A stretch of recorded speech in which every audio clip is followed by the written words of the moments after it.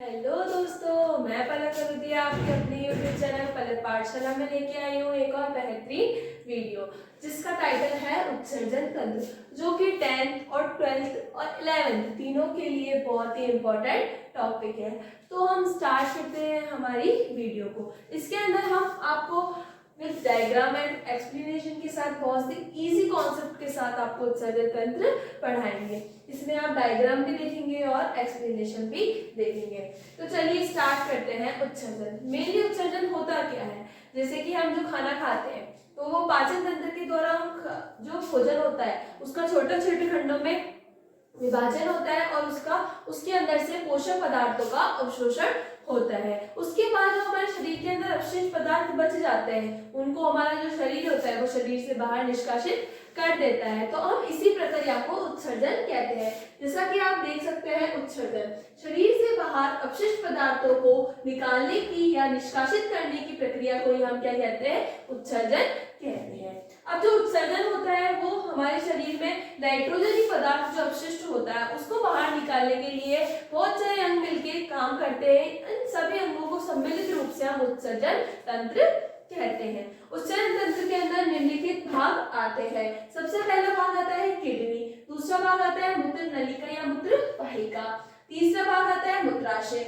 और चौथा भाग आता है मूत्र मार्ग। जो हमारी किडनी होती है वो किडनी सबसे ज्यादा यूरिन फॉर्मेशन का काम करती है। किडनी का मेनली काम ही क्या होता है? यूरिन का निर्माण करना, अर्थात मूत्र का निर्माण करना। हम इसको देखेंगे कि जो हमारा उत्सर्जन तंत्र होता है उसके अंदर दो किडनियां पाई जाती है। जैसा कि आप देख सकते हैं, दो किडनियां पाई जाती है। इस किडनी को अनुप्रस्थ काट की तरफ से काट के हमें अंदर की संरचना को भी दिखाया गया है कि इसके अंदर की संरचना में हमें ऐसी पिरामिड जैसी संरचना मिलती है। जैसा कि आप यहाँ पे भी देख सकते हैं, मैंने बनाया है। जैसे कि ये जो संरचना है ये पिरामिड जैसी संरचना है। ये जो किडनी होती है वो उसकी आंतरिक सतह पे पाई जाती है। इसे हम कहते हैं मेडुला। ये वाला भाग जो होता है वो कैसा भाग होता है? मेडुला वाला भाग होता है। भाई ये जो भाग जो बच जाता है इस भाग को हम कहते हैं वल्कुट, वल्कुट या फिर कॉर्टेक्स। ये वाला भाग जो होता है वो कॉर्टेक्स वाला भाग होता है। मेनली जो यूरिन फॉर्मेशन का काम है वो हमारी किडनी के अंदर होता है। किडनी की जो संरचनात्मक और क्रियात्मक इकाई होती है जिसे हम कहते हैं नेफ्रॉन, नेफ्रॉन के अंदर ये मूत्र का निर्माण होता है। जैसे कि हमने देखी दोनों किडनियों से एक एक मूत्र वाहिनी बाहर निकलती है जिसे मूत्र नलिका भी कहते हैं, जो कि इसका सेकंड भाग है।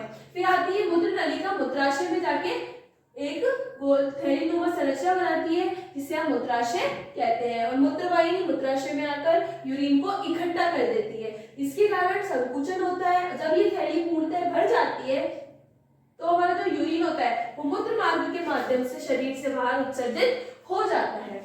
इसी प्रकार हम देखते हैं आप किडनी के बारे में, मूत्र नलिका के बारे में, मूत्राशय, मूत्र मार्ग के बारे में हम डिटेल में पढ़ेंगे। जैसा कि पहला आता है वह किडनी। किडनी क्या होती है जिसे हम हिंदी में वक्रक कहते हैं। यह सेब के बीज के आकार की हल्के भूरे रंग की होती है। ये जो होती है वो सेब के बीज के आकार की होती है और इसका जो रंग होता है वो कैसा होता है? भूरे रंग का होता है और मानव में ये एक जोड़ी किडनी पाई जाती है। यह कशेरुदंड के नीचे की ओर स्थित होती है। कशेरुदंड क्या होता है? कशेरुदंड होता है रीढ़ की हड्डी। ये जस्ट रीढ़ की हड्डी के पीछे वाले भाग में स्थित होती है। चलिए दोस्तों आगे बढ़ते हैं। आगे हम देखेंगे कि मानव में एक जोड़ी वक्रक पाए जाते हैं। जैसा कि आप इसमें भी देख सकते हैं कि दोनों साइड में पाए जाते हैं। इसकी आंतरिक सतह पर पिरामिड के समान संरचना पाई जाती है जिसे मेडुला कहते हैं। इसकी आंतरिक सतह पर ये जो पिरामिड जैसी संरचना दिख रही है इसे हम क्या कहते हैं? मेडुला। मेडुला या फिर मध्यांश भी कहा जाता है तथा शेष भाग को वल्कुट कहते हैं। इसके बाद जो ये शेष भाग बच गया इसे हम क्या कहेंगे? वल्कुट। ठीक है, वल्कुट के बाद मूत्र का निर्माण वक्रक में होता है। जैसा कि हम पहले पढ़ के आए कि जो मूत्र का निर्माण होगा वो कहाँ पे होता है? किडनी के अंदर ही होता है। इसकी क्रियात्मक और संरचनात्मक इकाई नेफ्रॉन कहलाती है। यह नेफ्रॉन होती है जो कि किडनी के अंदर पाई जाती है। इसी के द्वारा यूरिन अर्थात मूत्र का निर्माण होता है।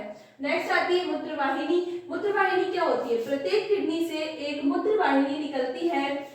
इसकी लंबाई 25 सेंटीमीटर से 30 सेंटीमीटर तक होती है। ये जो लंबी नलिका निकल रही है इसे हम क्या कहते हैं? मूत्र वाहिनी। ये क्या कर रही है? मूत्राशय में मूत्र को ले जाने का काम करती है। इसकी लंबाई 25 सेंटीमीटर से 30 सेंटीमीटर तक हो सकती है।